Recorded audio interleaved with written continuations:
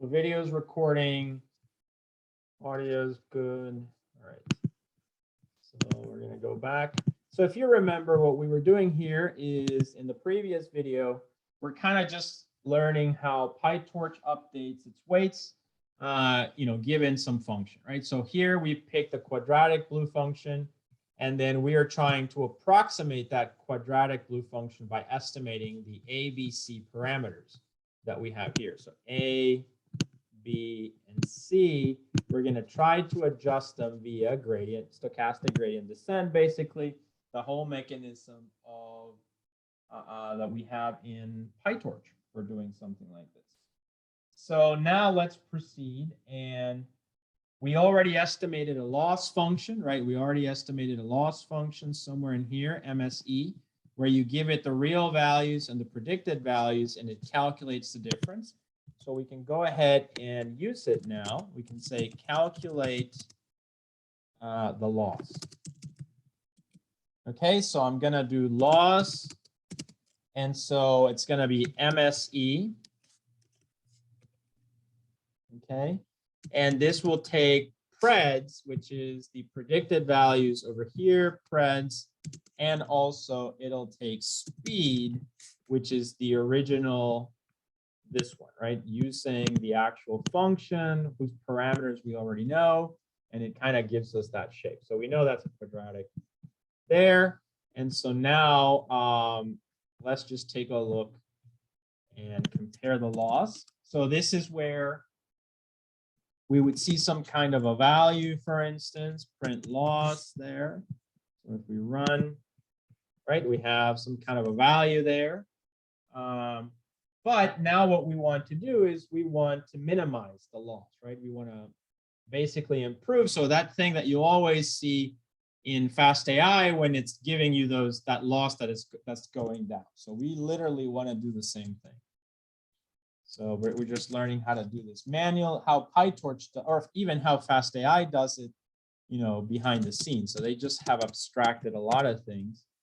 So we want to minimize the loss, basically. This was recorded. We want to minimize the loss. We want to minimize the loss. So optimization, basically with gradient descent, right, is needed here. Okay, so we will need to do that somehow. And for that, we need the gradients, which are the derivatives, right? So we need to adjust A, B, and C, but we need to adjust them smartly by plotting the values in the loss function. Okay, what we had talked about here before, right? So we need to plot these values there so that we can adjust them correctly. And so we need to figure that out. So for that, we need the gradients. Okay, so we need the gradients, which as we've stated already, are the derivatives of the loss function. So let's say of the loss function for each parameter. Remember that as convenience, the loss function we selected, MSC, is a quadratic function in this case also, but it will not always be the case. So the loss for each parameter. Okay, so this is basically the weight. So now what we would do now is we're going to take, since we've calculated the loss, now we would go backward. So we're going to do loss dot backward in this example. And now this is the step that actually calculates the derivatives, right? So the way that we adjust the weights now. So then if I do params, remember that params is the thing that is associated with this, right? So I'm going to do params.grad. Okay, when I created this vector params, I put requires grad there. this is something that's important, actually. It's more important than you would think. It's always in the code. And this one is also always in the code, so they're kind of important. All right, and then we do params.grad, and I'm going to hit run. And these are actually now the gradients. Notice that the values are there. Okay, so the question is now, how do we use these parameters to adjust the weights? So that's, we're going to do this manually here once. So let's do now. We need to update. So we need to update the parameters. With a learning rate. So we need to adjust the parameters with a learning rate. So the learning rate will be something. Now this learning rate, actually, when I was preparing these, I had some issues with the learning rates. So you'll see that it wasn't learning very well until I had a good learning rate. So in this case, this is equivalent to about 0.4 zeros, 1, 2, 3, 4, 1. Okay. So now we adjust the weights, so we can just say params dot data, right? Params dot data, and that's params dot data minus learning rate, which we just defined, times, and guess what? This is where we actually use params grad, right? So params, since we have 3 of these in params.data, we're going to adjust all 3. So params grad, which is still an object, so we need to extract the values by typing in data. And this is the update function that actually goes ahead and adjusts the parameters. You guys understand this part? This is really important because this is where the weights actually get updated. And then we just can, now one thing that I find like a quirk of PyTorch, generally because this is not a thing in TensorFlow, for instance, is that the params have to be zeroed out, if you will, every time you're done with them. So you just set them to none once you don't need them anymore, because otherwise it accumulates the value. So like if I have a 3 and next time it'll be another 2, so it becomes a 5 and it's accumulating the value. So you have to kind of zero it out every time. So that's a little, I find it a little bit quirky actually. But that's how it is. All right, so now I have this one, so I can run it. Okay, ran well. So the weights are now updated.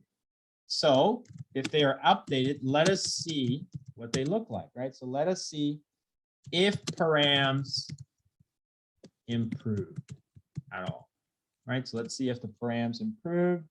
So to do that, we call the function again, preds, right? So f, we're going to give it time and the params, the new params.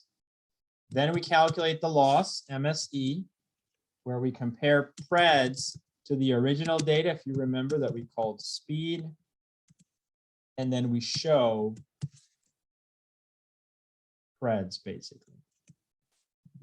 So we show preds. This. All right, so now look at this graph, the way it looks, right? The blue is what it should be. The red is our current model. We updated, we did one update. And what do you guys think? Do you think it got a little bit better?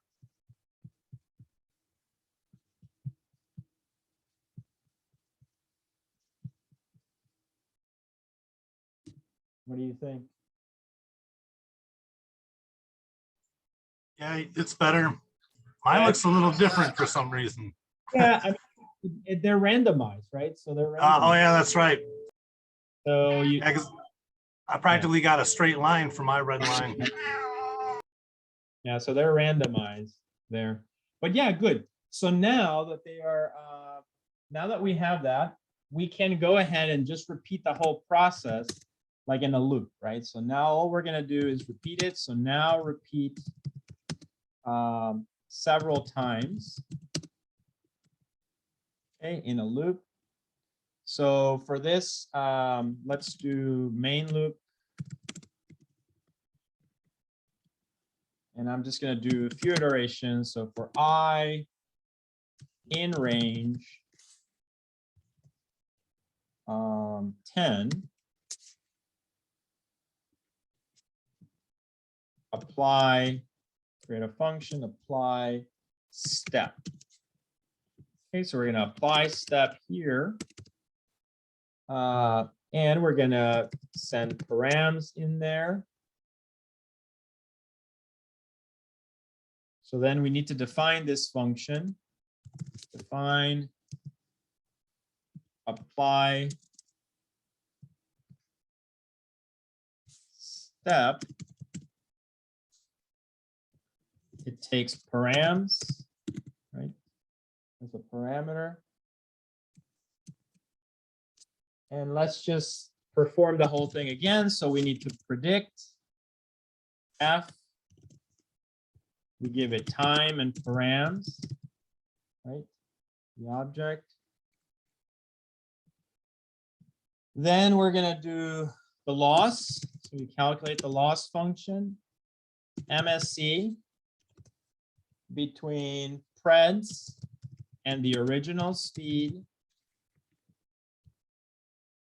Then we do the loss backward to calculate the gradients, loss backward.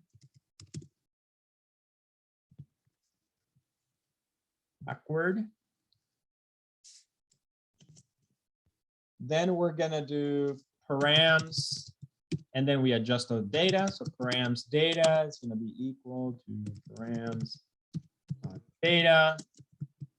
Oops. Data. And then we adjust, so minus, in this case, the learning rates times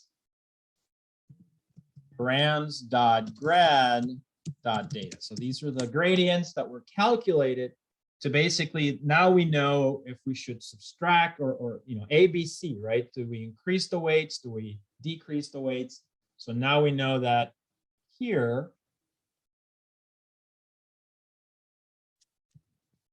so then we're going to do params dot, and then we zero out params, as I said, so params dot grad none.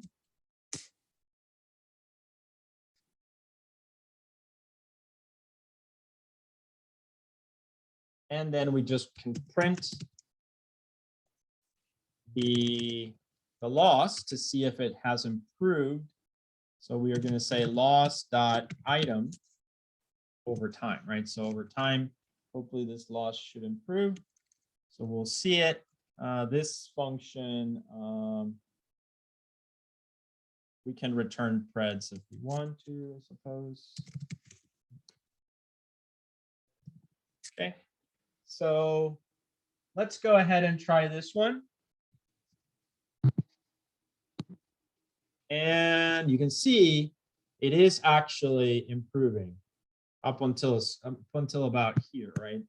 It did improve. So that means that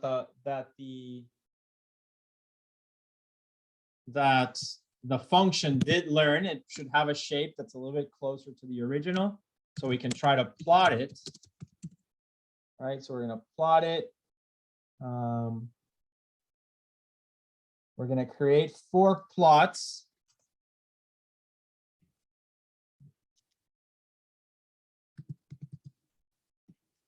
Four plots. PLT dot subplot.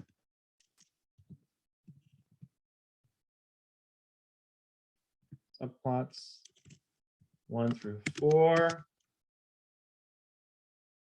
Specify a size. Oops. Specify figure size is 12, 3. So that's a tuple. That. Okay, so that should take care of that. Now, one thing that we'll probably need to do is I'm gonna zero out, I'm gonna initialize the params again, just so the effect is a little bit more obvious, because I think it won't optimize anymore. You can see here, it kind of stopped optimizing. So this is not, perfect, but just a nice example. So then let's plot them. So for AX in AXS, show preds,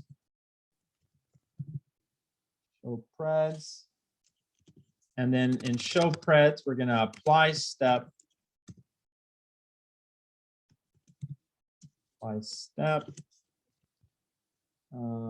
which takes params,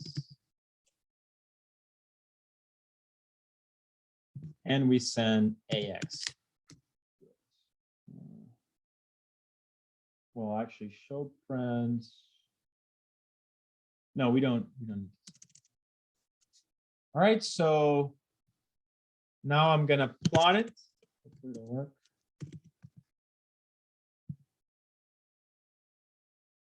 This is going to be a tight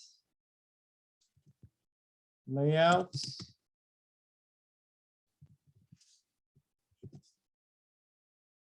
Okay, run it. Okay.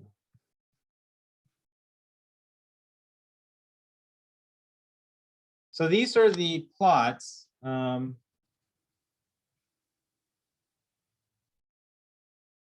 It looks like it's not learning.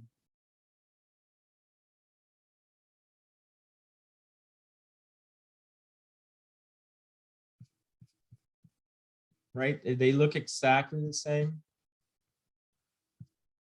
The 4 of them. But I think it's because, as I said, because it had already like stopped learning. You can actually see it here too. So what I can do is I'm going to go to where we initialize params. This one here with random and just kind of reset them. Okay, so they should be reset now. So hopefully when I run this, it should now show improvement. Do you guys agree? It's a little bit, right? Not perfect, but you can see it's more off here. And then this one's kind of like tighter, and yeah, so it looks like it kind of stopped here, but like this would be the best in my opinion. Do you guys understand? Any questions?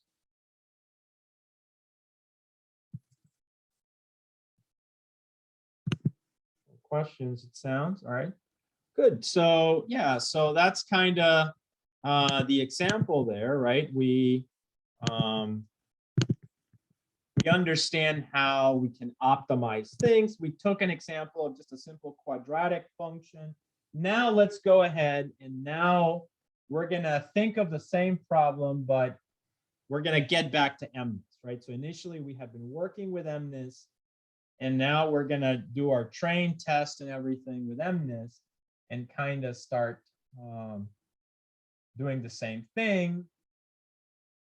Of course, we're going to need a different kind of function for MNIST. We're not going to use that quadratic function for the behavior anymore. We are going to use just the framework on which neural networks are built on. Okay, so now we're going to proceed.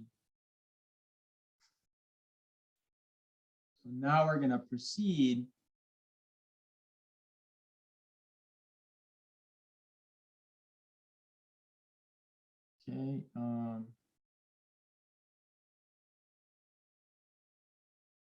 All right, so we're going to take our data, and the first thing we're going to do is create the train sets, right? So we're going to need a train set X, train set Y, and a validation set X and Y. So let's do that.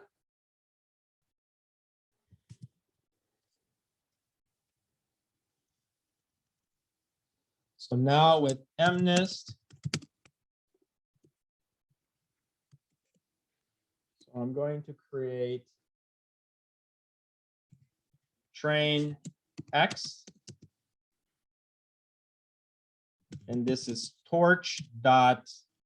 So we're going to concatenate. So we have 7s and 3s, right? Images, several, I think 1,000 images of 7s, 1,000 images of 3. So we're just going to concatenate them. So I'm going to do, this is from last week, stacked. So it's the same thing we use for the KNN approach. So stacked 3s. Okay.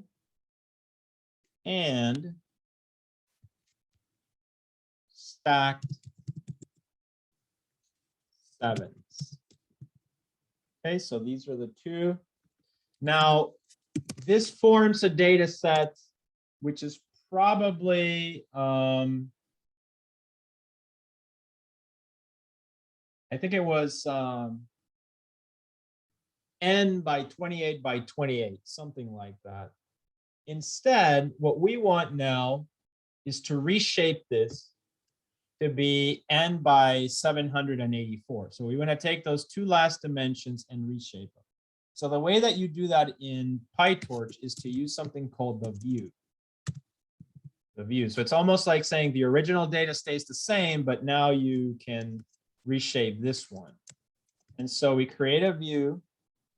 And we're just going to say for the last index, instead of being 28, 28, we're going to get rid of that comma and we're going to say 28 by 28, which is really 784. So I'm just plugging in here 784. So I can also do 784. But since I don't want to worry about all the other dimensions, I just want the last one to be 784. I can let the computer figure out the other dimensions. Now we only had n by 28 by 28. Now I'm making those last two, 28 and 28, into 784, and then it can figure out the first dimension n. So the -1, that's what it tells it. Okay. So we made our images from 2D to 1D basically, just by doing this.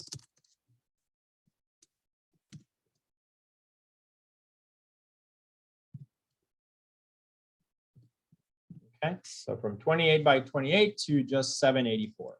That's a common trick in all deep learning. So these are the things that are a little bit, you have to just get used to the way it is. At least nowadays, NumPy, PyTorch, and TensorFlow are becoming very consistent in those things. All right, so we have X trained. The next thing we're going to look at is the labels, right? So now the labels. And here we're going to do train Y. We're going to do train Y. And this is going to be tensor. Okay, so tensor.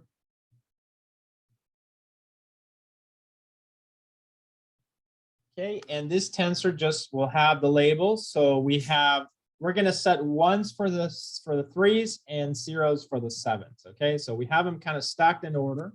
So we can just do the same here. So I'm going to do 1 times length of 3s. And we had another array that's the same dimension as stacked 3s. So I'm just using that one. Works a little bit better. And then plus 0s dot length, oops, sorry, 0s times length, and this is going to be the 7s. In the 7s. So this is our tensor, which will contain 1s of length, let's say 1,000 1s, and then about 1,000 zeros. Okay, that's basically what it is. Okay, let's print out the shape of it. So I'm going to do print. It's always good. Print out the shapes. train underscore y dot shape. Okay, so let's run this one, save it and run it. Right, and you can see there it is a vector of size 12,396. So there's basically 12,396 entries into that vector. That's the amount of data that you have there. Okay, between 3s and 7s, there's about 12,000. However, we're going to need the data needs to be like this usually. So it needs to be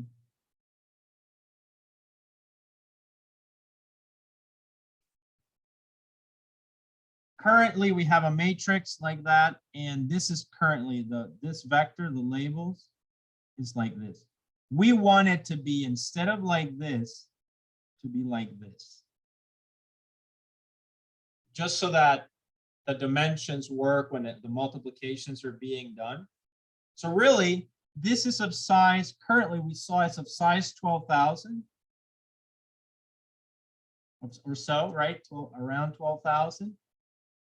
But we want, instead of the 12,000 to go in that direction, we want it to go in that direction. So we really need it to be 12,000, comma 1. So one column of 12,000 rows, if you will. So that's kind of another common theme that you just have to get used to. It comes from the linear algebra, origin of all of this. And so we have to do that. And it's not always intuitive, the names of things to do these things, but the word that we use for this is unsqueeze, right? And you guys have probably remember this one a little bit from 520. So we're going to do train y equal tensor. So actually the same thing. Sorry, I'm just going to copy this so that you can see the difference. Okay, and then just make sure that to the whole object, then we unsqueeze it.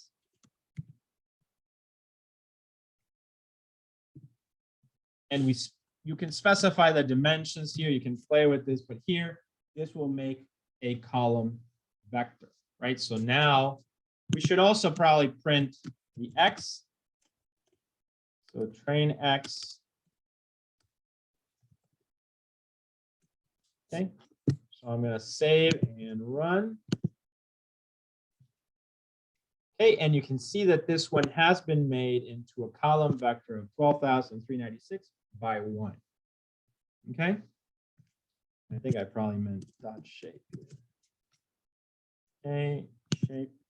Yeah, and this one is 12,396 by 784 because that's the data, the size of the vectors that we have. Any questions so far, guys?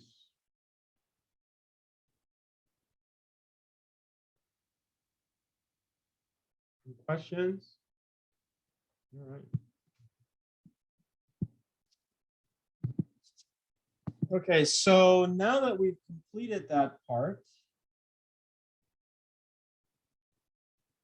so we've stacked the train, etc. Printed the sizes. Now we're going to prepare the data set. So now to prepare the data set, PyTorch requires a data set to be a tuple XY, right? So we have to kind of format it like this. You've probably seen this as you were playing with your homework. So we're going to create data set. This is for the train data. So data set, create a list object, and within this list object, we use zip, and that will create the tuple for us of train x, train underscore x, comma, train y.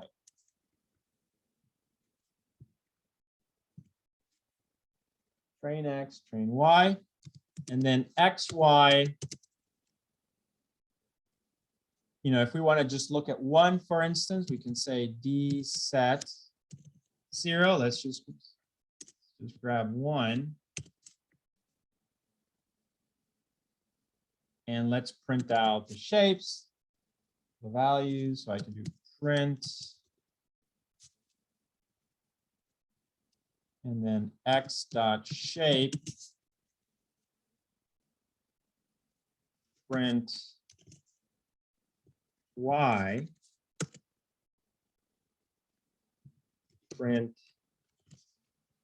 y dot shape. Okay, so if we run it, oops.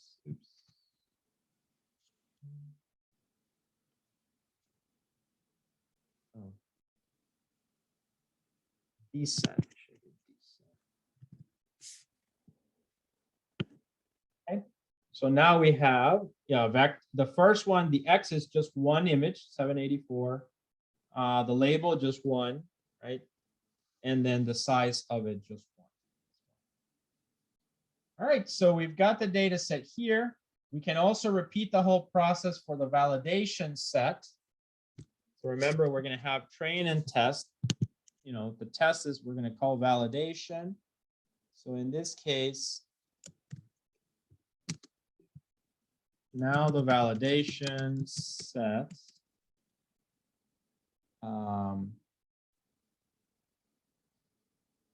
and this is going to be valid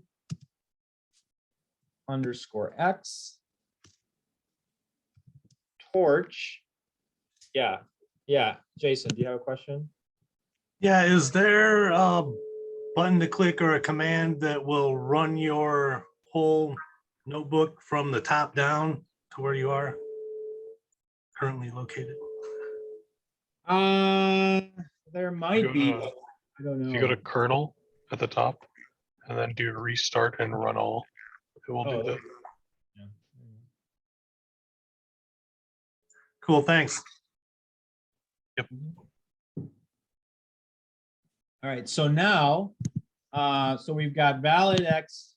This is the validation, torch, concatenate. Same thing we did before, basically. We plug in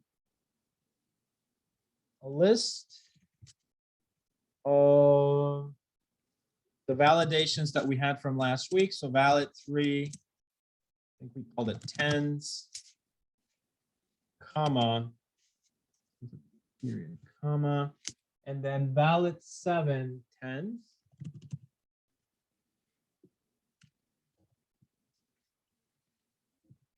Tens. Okay, and once we have this, we're gonna do dot view. And the same thing we did before. So -1, 784, right? So this exact same thing. Then the labels, so valid y. In this case, tensor. This tensor word, by the way, I think it's a fast AI word, not the torch word. So just be aware of that. And then we do 1 by the times the length. And in this case, length of valid 3 tens.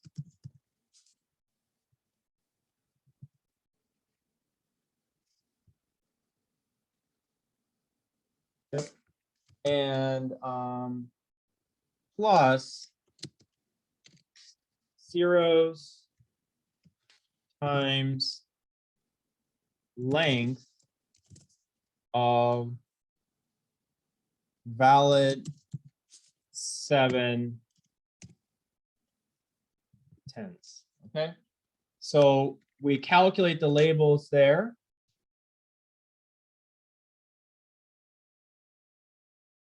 And then we just do the unsqueeze so that we can make it into a column vector. Unsqueeze 1. Then we join them together. So we're going to call this one valid dset.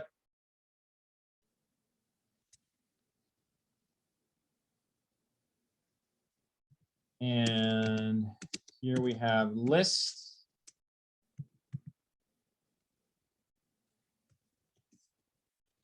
So list.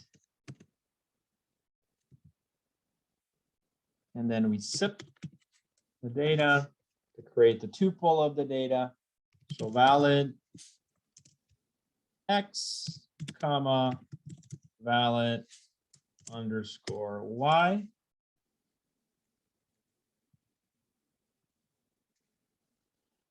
All right, so I'm going to save and run.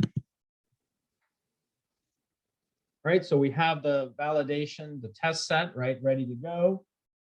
And now that we have our data ready, the next step is to initialize the parameters that we're going to use with a function. Now remember, so we need a function. That's basically what we need right now, not the loss function, because that one we can still use MSE. We just need the prediction function. So if you remember, the prediction function originally for us was, where was it? This one, right? Because we said, oh, the shape is quadratic, so let's just do a quadratic function and let's just learn A, B, and C. But now we don't know that our data images have this shape, a quadratic. So we don't know that.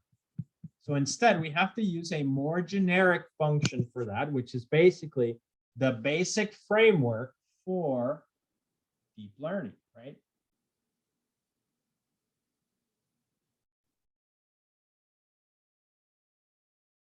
Okay, so we're going to then try this step now. Now we need the weights for every single of the 784 emit pixels, right? We need a function, so we need a function. But that's where deep learning comes in. There's a general function we can use, or neural networks, and we also need params, the weights. So we need params, and to learn weights. But now for every single one of the 784 pixels. So we need some, and that the reason for that is, if you think about it, if we go here,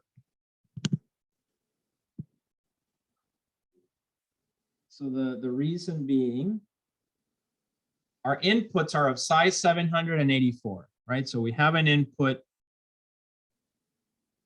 now of size 784, every image, right? You can think of it as this. And then now, to predict some value, let's say that we're just predicting some value like that, we need a connection to every single one. So W1, W2, W3, all the way to W784. So we need to learn those weights, okay? So that we can predict, given an image, is it this or that, right? Is it 1 or 0, for instance, right? So 1 is a 7, 0 is a 3, something like that, because this is our 2-class problem for us, where we only have images of 7s or images of 3s. Does that make sense?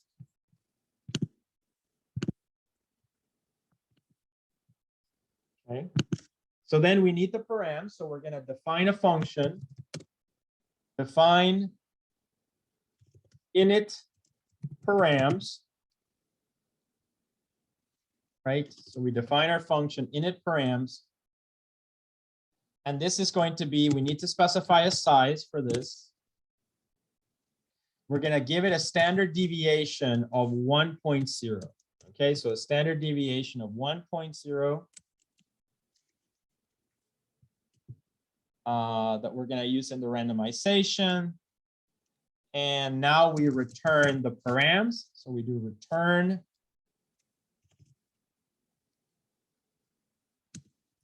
torch dot rand n size, right? So notice we're just initializing the parameters randomly of a specific size. And we're going to multiply this times some standard deviation that will give us, you know, a randomized function, but within some range. So this should be times. Sorry. All right, and then of course, because these are the params that we are creating, we are going to assign to them. These are the weights, right? That we're going to need to learn. So requires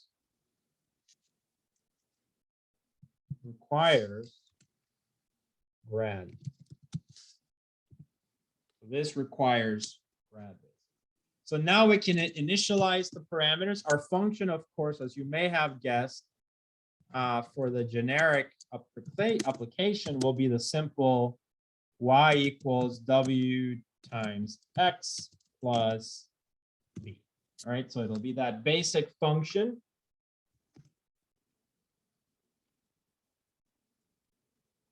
Okay, so then I'm going to do weights init params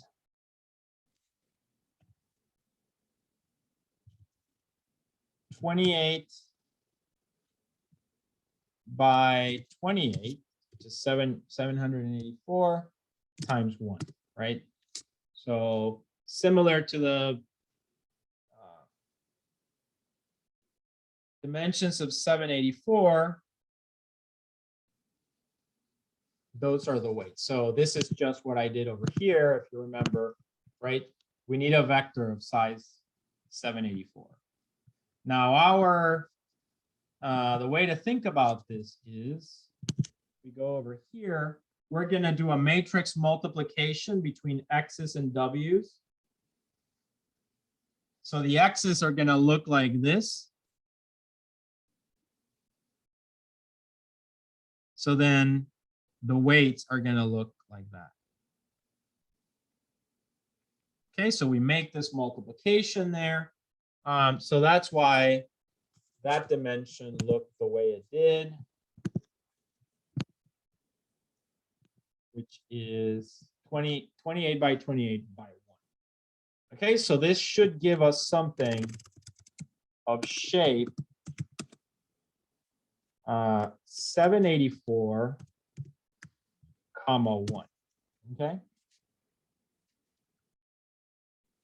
So we also want the bias, of course, remember, so this just takes care of W, so we need the bias. So that's just some parameter for now. We're going to keep it pretty simple. So bias, we can use the same function just with different dimensions. So init params. And then here we're just going to say 1 basically. So this should be a shape of 1, but it gives us another variable that we can use. So now we have initialized W and B. These are the two parameters that we're going to be updating or training during our model. Another important insight here is that we now have a way to predict, right? Because we have parameters. They're random, so the prediction is going to be terrible, but we should be able to do some predictions, and then we're just going to improve. So predict value for one image using random parameters. Okay, so create, for instance, y_temp, right, which is going to be, so now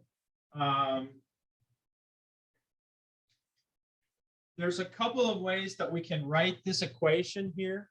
There's a couple of ways that we can do that, but usually the recommended approach is to use the built-in PyTorch functions. I'm just going to write it one time, kind of the mathy way, but that's just for this example. In general, that's not recommended. So let's grab, one sample, one image times the weights, right? Times the weights. The weights are going to, transpose, and then we take the sum of all of that. Let's actually put some parentheses. No, I didn't. Okay, so let's take the sum of that.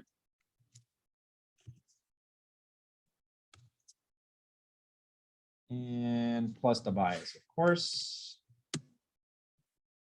And this now predicts values. So given an image, it would predict the value. What value it predicts? Well, some strange value, because we're still not done. But we have y temp there. Okay, so now this function should predict.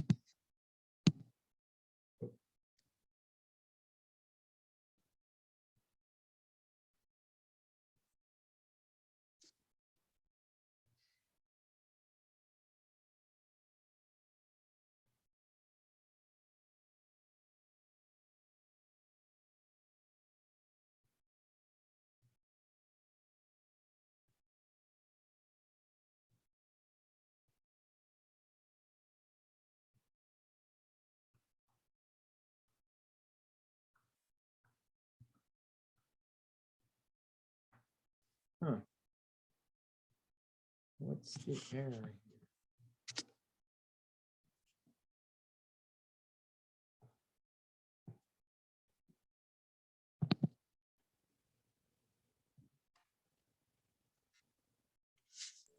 Yeah, I got rid of the extra parentheses there. And it Where? worked. So I just put it around 28 times 28 comma 1 with no extra parenthesis around the 1.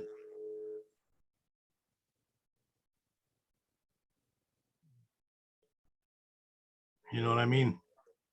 You mean remove this? No, okay, so now put a parenthesis, close the parentheses on the multiplication. Then a comma, and then no parenthesis after the 1. Like this? Yeah, but now put a comma there. And then the 1 right after the 1, get rid of it. To the right side of the 1. Yeah, there you go. Did I not? What is... I don't know. It worked to not doing it as a tuple inside. Yeah, but the shape should be 784 by 1. That would be my concern with this. So maybe it's not correct, but it works that way for me. Yeah, that's. It didn't work for you. Yeah, because it worked. Should be like worked this. on mine. It should be. Huh. I wonder if I wrote like another 1. Train X. This is a 0. Nope. 0. I feel like it's. That's correct.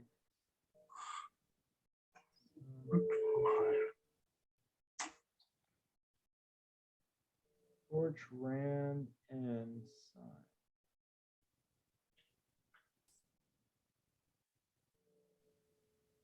Oh, yeah, that's my mistake. I missed this. That's why it looks such a. Oh yeah, that one too. That's a strange one. Yeah. All right. All right. There we go. So now, see, it predicted something. Okay. It has predicted something. It's just not,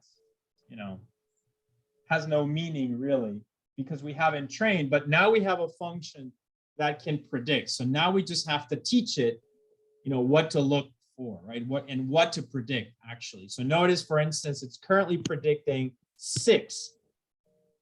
We really needed to predict only 0s or 1s, not 6, right? Because our labels are zeros and ones.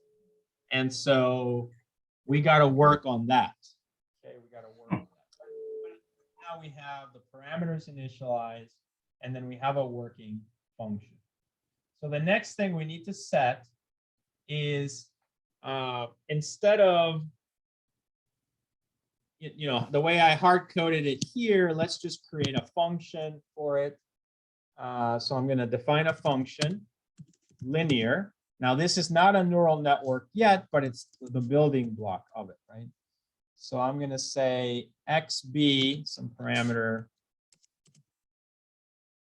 linear, and then this returns the same thing, only in a fancy way of doing it. So xb, we use the @ sign here, which is the matrix multiplication. So weights plus PyX. But later we'll just switch over to the PyTorch way, PyTorch function.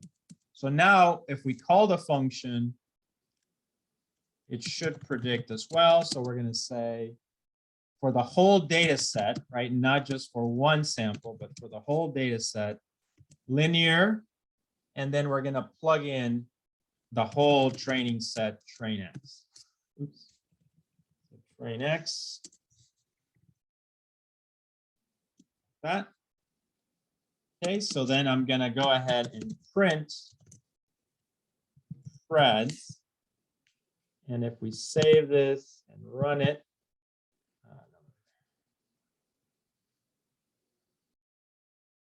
return. Okay, save, run, and there we go. Now the function is able to predict, but not just on one sample, but on the entire vector base. Okay.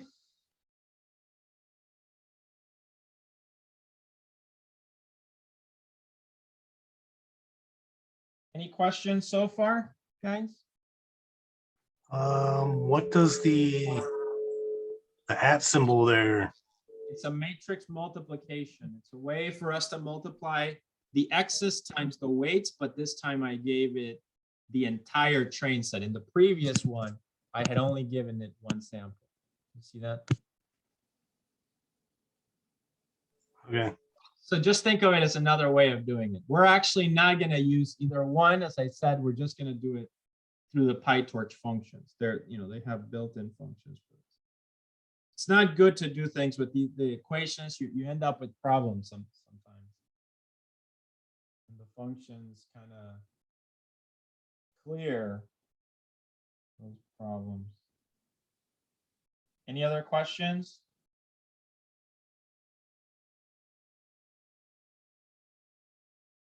No? All right, so now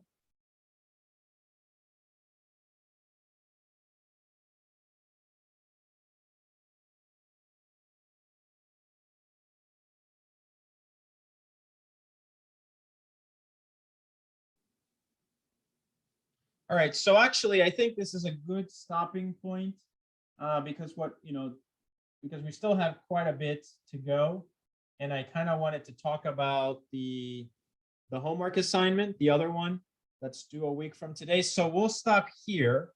Okay, we basically at this point have the weights and the bias, initialize the parameters, and we have a function linear that can predict values. Okay. We've used it here, pred, so you can see pred's linear. It's kind of like over here, like right here. We are like right here in if you want to compare it to what we did before with the quadratic function. So as you can imagine, now comes the MSE, right? The loss function, which is a complicated thing because although it seems easy in the PyTorch code, it's actually built on some interesting ideas. And then just doing the whole process, but for mness. Okay, so let's kind of pause here, right? And we'll pick up with the linear function in the next class, and then definitely wrap up the fundamentals of machine learning, deep learning with PyTorch. So then, then we can go back. So the next after that we finish that will be to go into image processing. So I'll cover a CNN, just a basic logic of how it works. And then we'll do a few more CNNs on FastAI, although you've done quite a bit of it. And then that, hopefully then we'll be able to move on to the transformer models. All right, so are there any questions about what we did today with this? I know this is kind of long, but it's the basics of it. So 3 weeks, it's not too bad. Any questions, guys?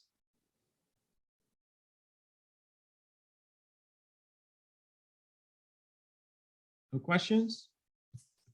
Can you guys hear me? Yep, I can hear you. All right. I like so, going in depth like you did. That's nice. I'm sorry, say it again. I like going in depth like you did on explaining the inner workings. Yeah, exactly. So this is foundational because this applies to all of it, right? So yeah, so we just have one more. So I'm actually like, as I said, we're at Fred, and then we just have to repeat the whole process until we get predictions. So we'll continue that next week. So let me go ahead and save this.